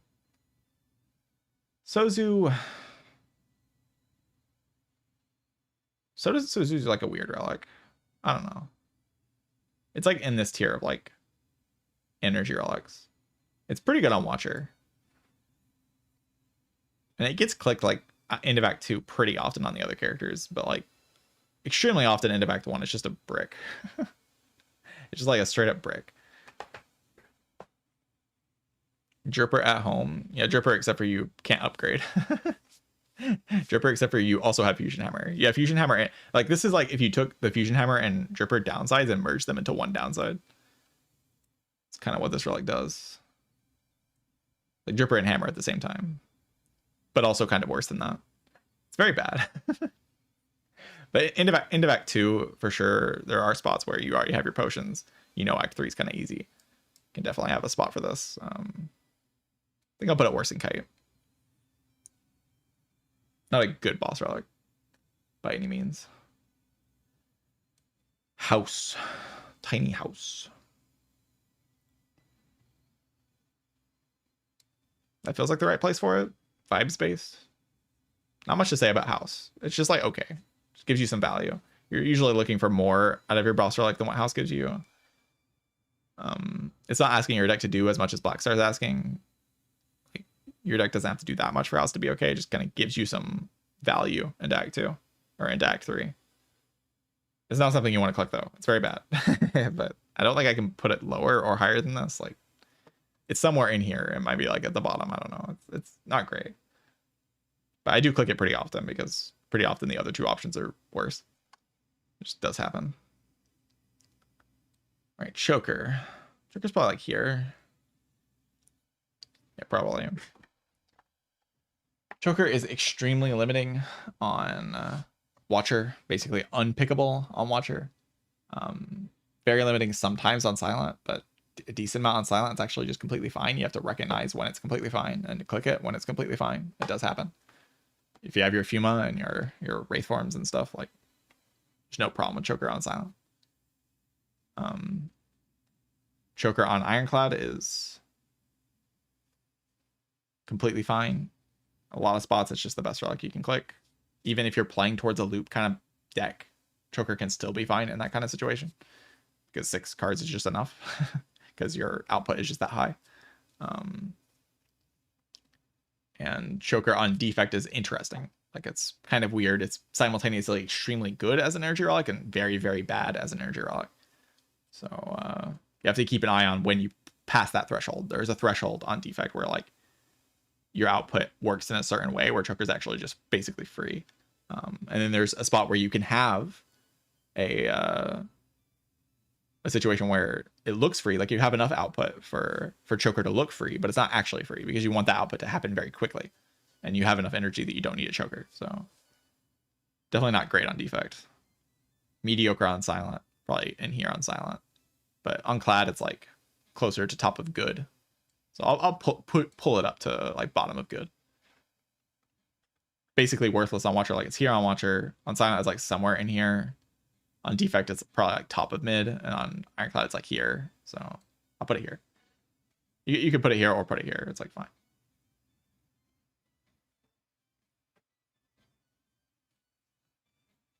All right, Violet Lotus. Violet Lotus is pretty good. People are like actually over dramatic about how bad this relic is. I think. I think like this relic's honestly just fine, even if you just have vigilance. I think that's the secret of Violet Lotus. Is like, even if you have just vigilance, it's kind of just fine. And it's also one of the coziest relics in the whole game. Like, if your run gets so shit that Violet Lotus is actually bad, then I would rather just lose the Watcher run and play a different run, you know? Usually I would find Lotus is just good on Watcher.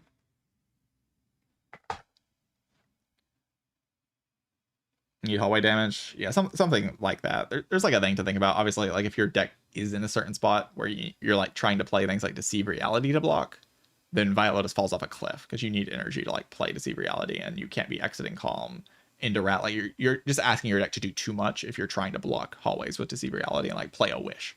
If that's the way you're winning Act 2 and that's the way you're winning the run, then Violet Lotus is terrible. But oftentimes the way you're winning Act 2 is just like you play Vigilance and then you play Eruption and 3 damage cards and everything dies.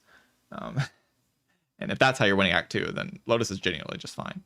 And it will probably be extremely overpowered in the late game. So it's pretty good. I put it here. Wristblade. Wristblade's not very good. Wristblade's like really bad, actually. Like here? Put it here.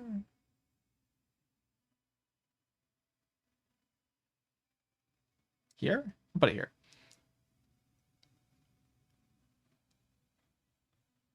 Wristblade is a relic that just straight up kills you in Act 4. Like, if you pay attention to what happens with Wristblade, it just, like... It makes it so much harder to build a good deck in the late game. It just... It's really bad. It's really bad. I would say. Just not enough. But sometimes you have... In this situation, it happens often enough that it's not terrible. Like, it's not worst thing ever or anything. Where you into Act 1 and you need more damage and you take the Wristblade to get more damage. That's just kind of something that happens. The other two options don't give you something, and this relic kills Act 2 elites for you.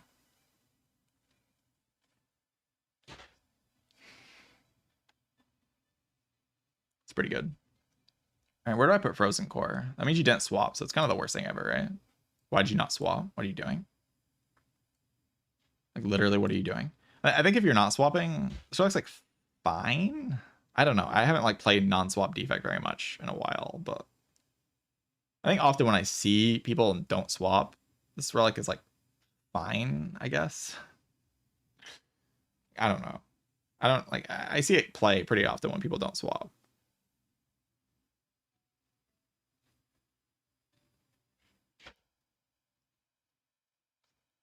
You change your deck building. Yeah, but then you have to like change your deck building into Act 1, and like you're already clicking glaciers and chills and stuff. I don't swap. I don't not swap though. Maybe I just like shouldn't rank this thing. I don't know. Like I swap basically every run that I play. When I don't swap, I do click this though. I don't know. Zeitnar, where would you put it? I'll just put it where Zeitnar would put it. I feel like he probably understands this really better than me. I don't like not swap anymore. So where do you think it belongs? You think it belongs in great? Good. Probably good, right?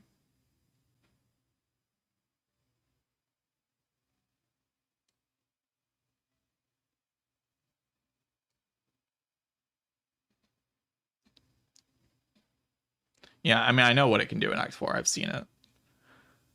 It's like having like multiple chill pluses in your deck, but you don't have to draw them. That's pretty good. put it here. I'll just put it here. The vibes are kind of okay with putting it there, I think. But I don't not swap on defect. I swap almost every round that I play on defect, so it's not something I'm super invested in how good it is or not. It does matter, but it's not like the most important thing to me. All right, chat. What do you think of the boss relic tier list? What are your thoughts?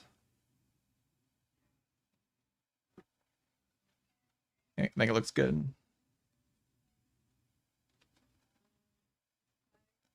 Invact 1 color versus Invact 2 color. Yeah, it gets a lot better in Invact 2 on Clad specifically.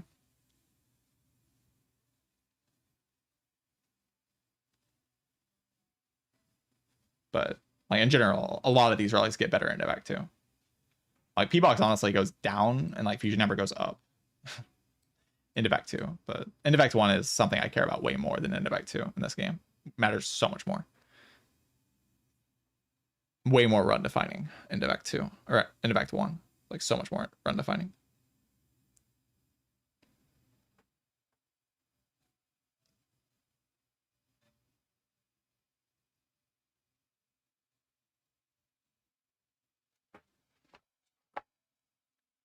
All right. Looks cool to me. I'm happy enough with this.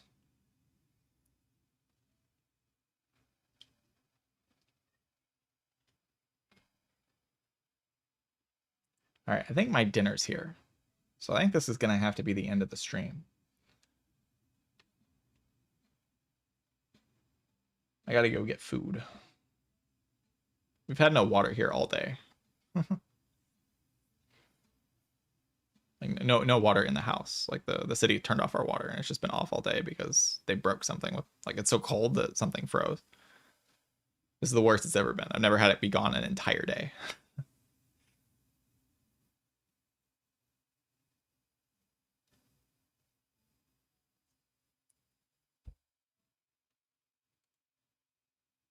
Oh, let's turn off a display capture.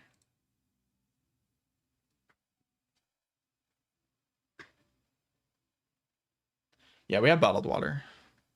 I have 3 bottles, empty bottles on my desk right now. I'm gonna go throw them away. I drank them all while I was streaming. I drink a lot of water. More water than most people. What state am I in? The state of Nunya.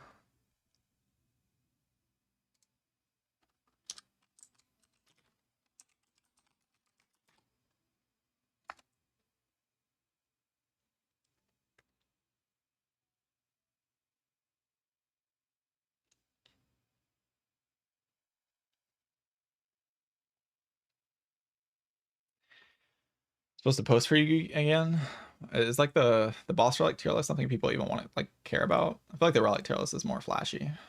This one's like, I mean, maybe if you want to post, I can send you the image after I finish eating. Link my channel this time though. Make sure to plug my YouTube channel and my Twitch channel. I need those followers. I need that dough. All right. I saw the post that you didn't do that. I was like, what is he doing? What is he doing? Like and subscribe. All right. I will be back tomorrow. We are 27 days away from Spire 2 month. 27 days away from the Spire 2 month. I'll release at some point in March. So every day we get closer. And every day I stream. So all right, thank you all for watching. GG's. I won 5 runs today. Pretty cool. GG's and goodbye.